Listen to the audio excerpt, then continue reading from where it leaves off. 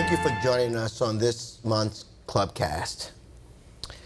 As we still are dealing with the pandemic, COVID-19, I just want to share with you that your Boys and Girls Clubs continues to ensure that our clubs, our club kids, our families are safe, to include our staff during this time.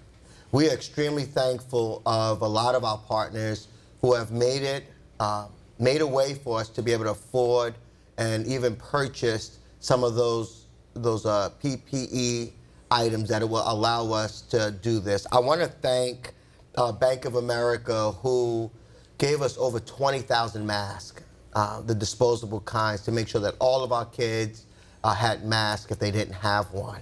I also want to thank so many of our other partners like the Lions Clubs. And I don't want to miss too many people, but there were so many folks who really got involved. I want to thank Congressman Mass, who ensured that we had hand sanitizer. And there were so many people across the county that made sure and hold us accountable to making sure that people are safe in our environment.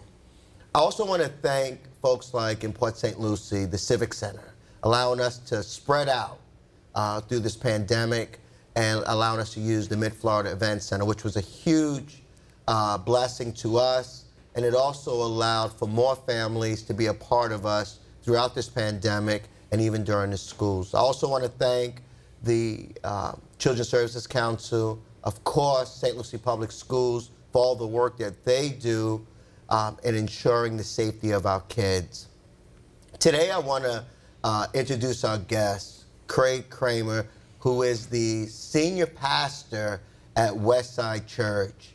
And this discussion is going to be amazing. This discussion is going to talk about our upcoming partnership and how this partnership is going to allow us to not just spread out our kids on this beautiful campus, but also allow us to bring other partners in to serve our kids and our teens and more families. There's so much to talk about during this time. So thank you, Craig. It's a pleasure to be here with you today. Thank you, Will. Thank you for having me. And as our church, we're really excited about the relationship. And you've been a blessing to get to know.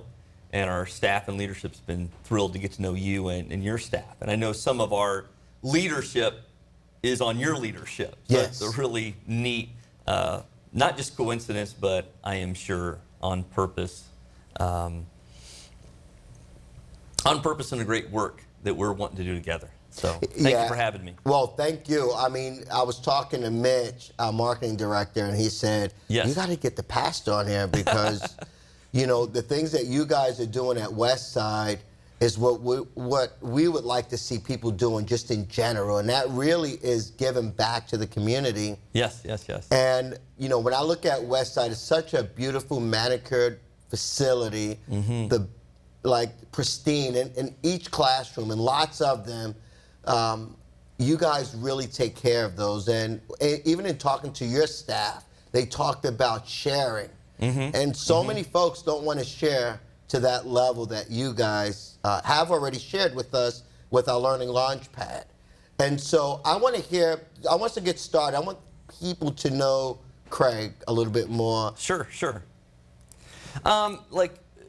For me, you know, my heart is for this generation.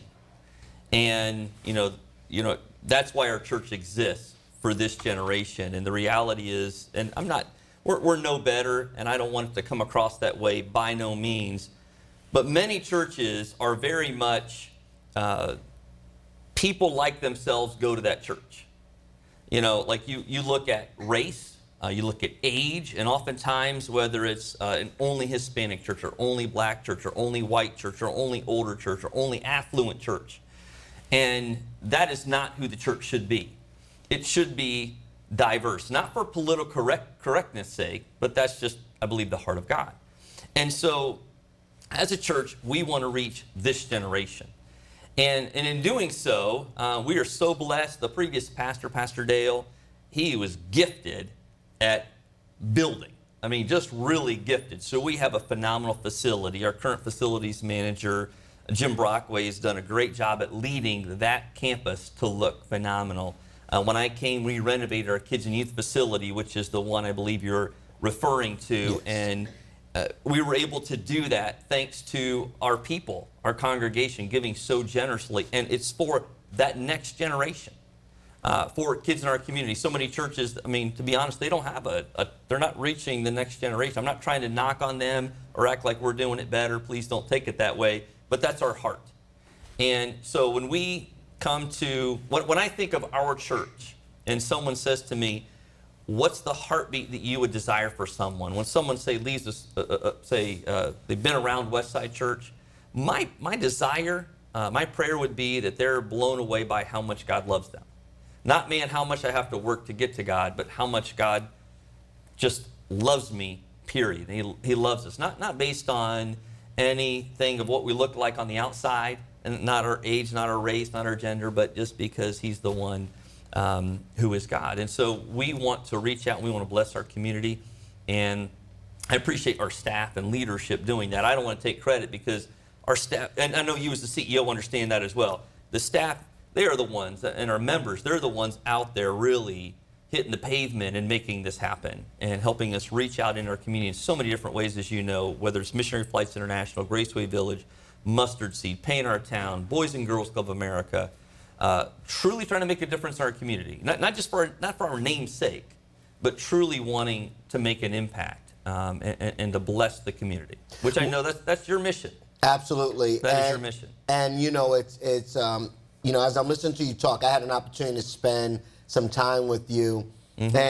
And I'm going to talk to you as Craig because we could hear you, like I can hear the pastor coming out of you. but that's what you do. And the one thing that I appreciate about our relationship mm-hmm. is that you wanted to reach out to us because we serve kids, youth, mm-hmm. and families. Yes. And so we're not going to be affiliated in a way at Westside Church. As a church, we're going to be affiliated as the Boys and Girls Clubs who serve. That's and correct. We serve youth and families, and we've talked about some of the programs that we're going to have at Westside. Mm-hmm. We're going to have workforce development programs. We're going to be working with Economic Development Council, Children's Services Council, both cities, I believe, mm-hmm. The county. There's so many folks that we're going to be working with because it's going to better our community. And as you stated, this is about getting into the community. It is. No matter what level or where we're at, this is about having the space mm-hmm. and being able to provide something meaningful to the community. Mm-hmm. And that's right. And like, for instance, we reach out to multiple schools just to be a blessing to them. You know, and I believe those schools have been really touched by that. And it's helping needy families within those schools. It's helping out the teachers, administration, and we desire to do that with the Boys and Girls Club. And we believe it's going to be a great opportunity that, you know, as a church, we utilize those facilities at different times during the week. But, we have 50 acres. We have beautiful facilities.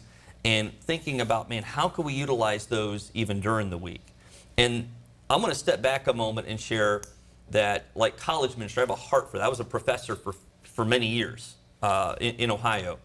And I care about those college kids. And knowing that I'm not an expert in ministering to college kids, we partnered with a group called CCO. We did that in Ohio, and we're doing that here. And that has helped us reach so many college kids and just bless them through IRC and other colleges. And where kids go, though they may live here. Similarly with Boys and Girls Club, this is what you guys do. And now we can partner with you, that our members can come alongside and they can help be mentors. They can help serve. And some of our people are already in high leadership. Yes. You know, Brian Hester, Chris Sissio, and others. They're already in high leadership and all on board. I mean, different elders of ours are like, boy, I know about Boys and Girls Club. I mean, that is a high level help to our community that we can trust. Yeah, that's something and you so mentioned. That was very, very important to me because I didn't know it as well, but there are people I trust immensely. They're high level leaders in our community who do know.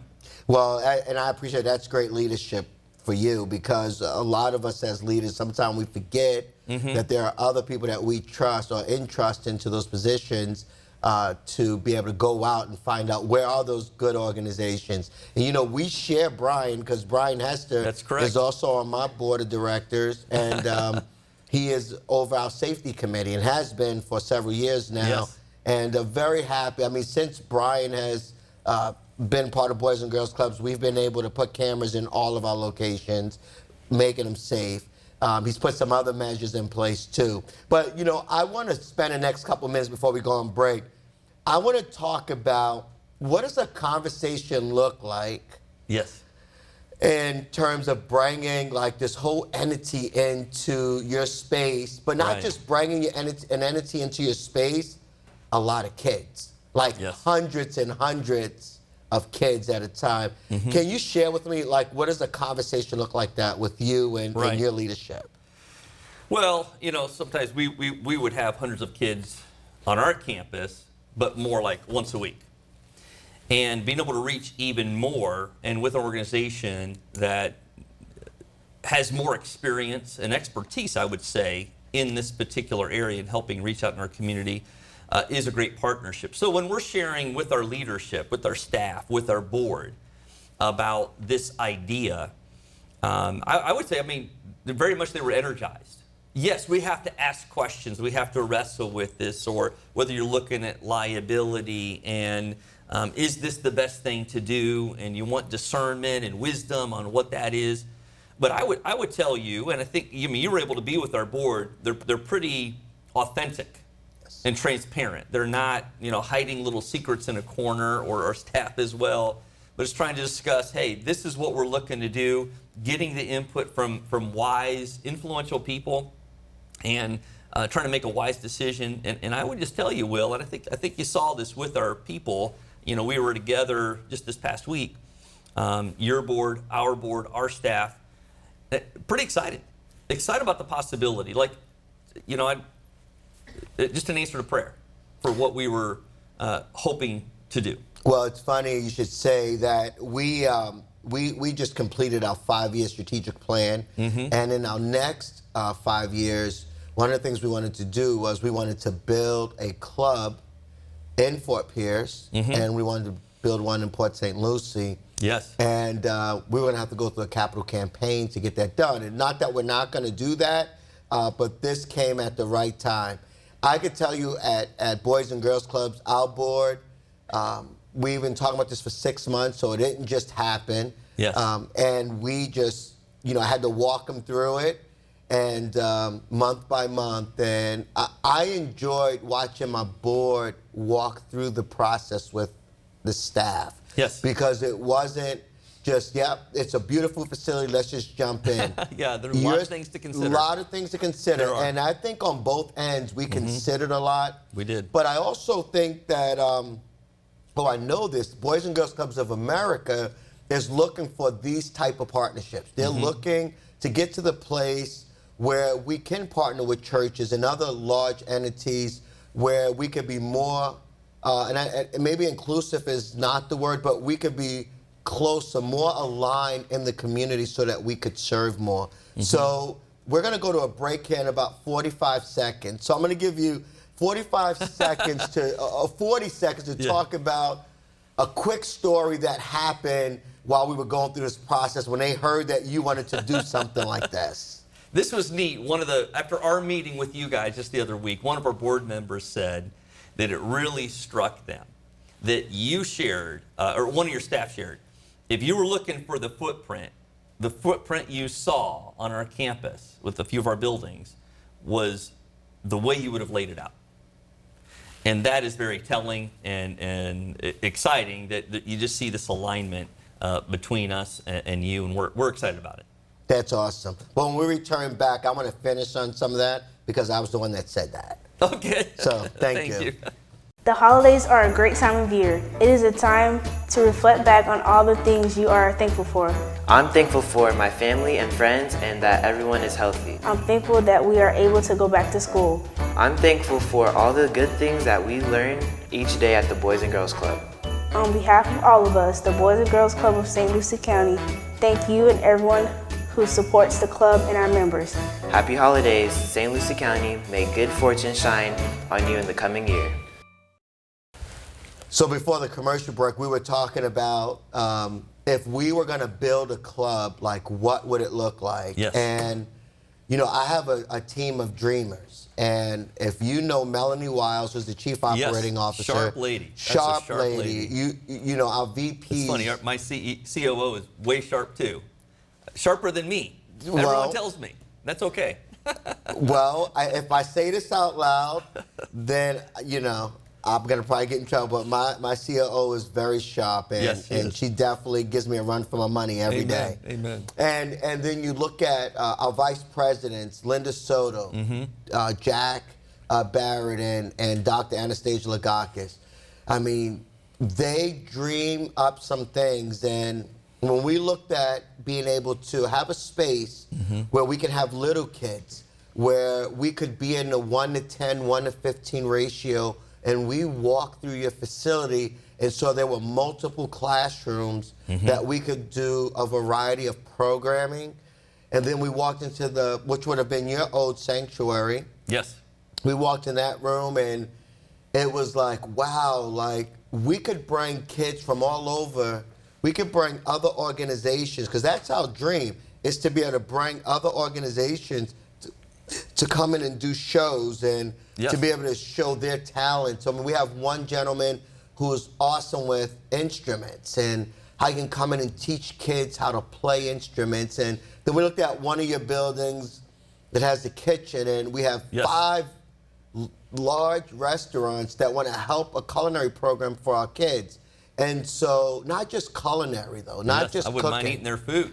Right? Not just the food part, but we have Kaiser University, who Leslie Christoph is our board chair. Great to meet her, yeah. Yes, and we have Dr. Wellman, who's over at IRSC, talking about teaching kids nutrition, teaching them diets, teaching them a whole lot about food service. But then there's so many other opportunities, teaching kids how to lawn maintenance and whatever they want to learn, we want to be there. And so when we saw this facility, we was like, this is perfect. But the other piece was kids having the opportunity to go outdoors. You know, and a lot of boys and girls 50 clubs, acres. What a blessing. That's huge. I Yes, mean, it that's bigger than we could have even imagined, because we were just talking buildings. We weren't necessarily talking about the grounds. And so when we saw the beautiful grounds and how well it was kept, we were like, this is next level stuff. And I believe, and I'm going to put him out there, I believe our CEO for Boys and Girls Clubs of America is going to show up to this facility one day, because it is and can be a model across the entire United States. Yes. So we're excited. So I want to just ask a couple of more questions, because we want to make sure that we're inspiring other people. We want to bring people in. Yes, almost certainly. We're both very excitable people. Our staff's excitable. Yes. Your CEO, Faith, she could have sold us on that the Faith first Brockway, day. our chief operating officer. Well, Jason Fletcher, our kind of outside our walls serve director and college ministry guy. He's the one who had the relationship and brought some idea, and then Faith ran with it, and other staff members, Pastor Paul and Nate and others. I mean, running with it for sure. Yeah, Faith, our chief operating officer, sharp lady and a go-getter, and really just that lady is tenacious, passionate, and very gifted. So I tell you a little bit about what we're wanting to do. Yes, sir. I want to know from your perspective, like, what do you envision? What do you see over this next period of time? And I'm hoping this is a relationship that goes on for years. That's our hope and your hope. That's exactly right. It is. Past and to the whole community. That's right. You know, and I know that. It's not just about the Boys and Girls Club or Westside Church. You know, my prayer is to truly help the community. That we have kids in our community who are struggling. They're struggling. There are, dealing with, mom and dad working both, or a single parent home, poverty. There are kids homeless and hungry. You know, you and I both know this. You know this even more than I do. And if there's a means by which we can help those kids, and that we can help those kids have a different future than they're headed to right now, that matters. That matters to me because it matters to my God. And I appreciate that both Westside Church and Boys and Girls Club, it matters to us. And that our people can come alongside and help certainly support that, certainly financially, obviously with facility, but more than that, even people power. That our people could step in, and I appreciate it. I love that our people, they're out there, painting the town, helping a, single mom. We went and painted her house. And not for our namesake, but to bless this woman. Or that we go and help, feed or hand out groceries to people who are hungry and families who are hungry, to be the hands and feet. And then you get into these kids and help them have a different trajectory to where, being a college professor, I was blessed to go through school, get my degrees, get a doctorate, be a professor, and not have to have some of the struggles, to be honest with you, and challenges some of these kids have. And, my desire, my prayer, our prayer is truly to help them have a different future. That somehow, in some way, we are part of them having a joy-filled adulthood, a fruitful adulthood in society. And that's really our hope. And we see the partnership helping to fulfill that. Do you not? Yeah, I like where you're going. I mean, when you talk about the people piece and the mentoring, and really, our core mission for Boys and Girls Clubs is to make sure that kids are living a healthy lifestyle. Yes. That they're on track for graduation at school. That their character and leadership is intact. We want to make sure that they're productive citizens, and not just in words, but we want to be able to really see them shine. We want them to be empowered by who they are. We don't want to change our kids. We want to. So many of our kids have so many gifts. That's right. Yeah. And a lot of times they get to miss those gifts because sometimes we adults kind of say this is the way you should be. And we at Boys and Girls Clubs want to make sure that in our partnership that we're finding these gifts for these kids and we're helping them to achieve some goals. And so through this partnership, I believe not just because, like you said, it's Boys and Girls Clubs in Westside Church, but because there's caring adults. That's right. Ensuring that kids and teens have an opportunity to be their best.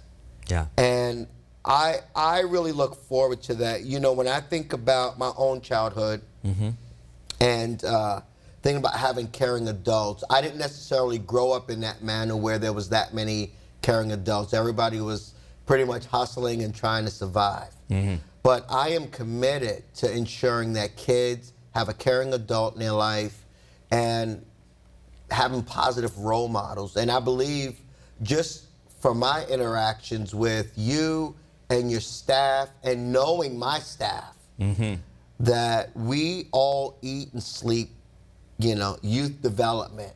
And I'm talking to the person that is running a program, to the educator that's teaching math or science or reading, to my leadership that is that serve, and to myself that believe that it's our jobs to ensure the best out of kids.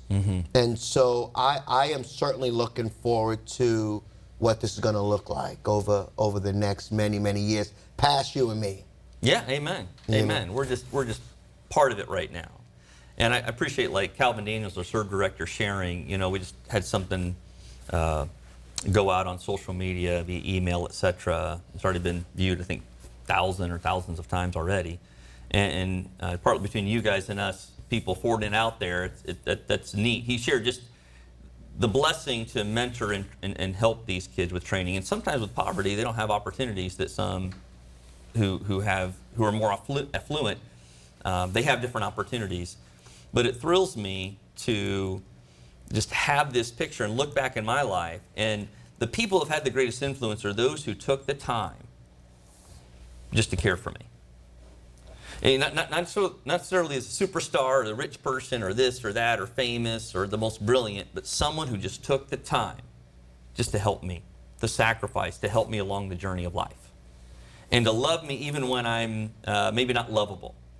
And as adults come in to have relationships with these kids and just to be present with them and help them along the journey, it excites me because I can look back in my life and whether you think you're thinking of teachers or parents or relatives or church members or other entities that have helped, this is an opportunity for us, people in the community, to truly step into the lives of these youth, these kids, and make a difference that lasts.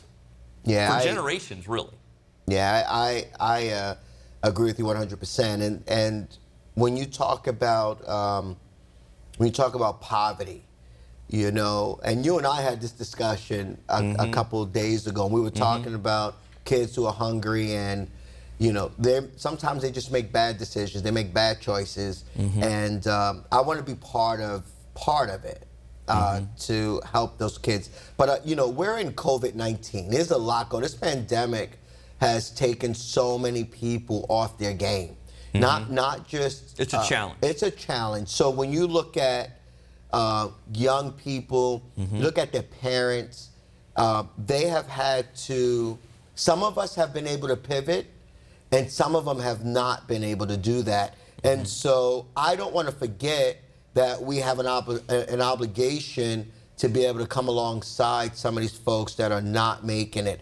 And it's not just the kids and teens that are hungry or that are poor, it's kids in general. You know, there are kids that are committing suicide because they're hurting. Heartbreaking. And they don't have anyone that can share their resources, or they don't have folks that are in the position, for whatever the reasons, to help them through it. So I definitely want to, through these next couple of months, just really keep all those families in our thoughts and prayers as they go through this pandemic. And, you know, the one thing that I believe that you and I are going to be able to do very well together is really keep the politics out of it and really stay focused on the mission. And that's really to serve people and take care of people. Yeah, we've not been political one bit, have we? No, not at all. It's really to help those kids. It's not to push some agenda. Yes. And it really hasn't. I appreciate that about you guys. And as well, I want to just compliment you guys publicly that looking at how you guys have responded and even the ways you've already been able to use our facilities and the safety in which you've operated under COVID, we've been blessed, and it brings peace to us. So I pray that the community realizes that you guys are really doing a great job with that. You know, we take it seriously, you know, as a church, and you guys have as well in the day-to-day operation. And you're right. We are seeing, sadly, suicide, just depression. It's wearing people out. I'm seeing people just be exhausted. I'm seeing families be exhausted. And not just poor families, just families, period. So when you're in poverty, and I'll admit I can't relate. You know, I'm not really rich, but I mean, compared to those in poverty, I can't relate. I mean, I've been to Haiti, I've been in the military all over the world, and man, it makes me realize how blessed I am. I mean, I'm not some bazillionaire, millionaire, but compared to most people, I'm blessed. And our thoughts and prayers and labor to help some of these families that it's already hard, but with COVID, it's exacerbated the issue. Yeah, we have about 30 seconds left, so you and I probably need to do another show or 2 or 3, because I think we're just getting warmed up. But with actually 20 seconds now, share something that is important to you or your church or this relationship with Boys and Girls Clubs. I'll probably just reiterate this, if that's okay, that it brings me great excitement for us to be able to make a difference. And for our people, say our church members, our community, that we could make a difference. That there are always people less fortunate than us. And we can make a difference. And this is an opportunity. Thank you for sharing that. Thank you for joining us, me and Pastor Cramer, this ClubCast. We appreciate the opportunity to share with you. And until next time, stay safe.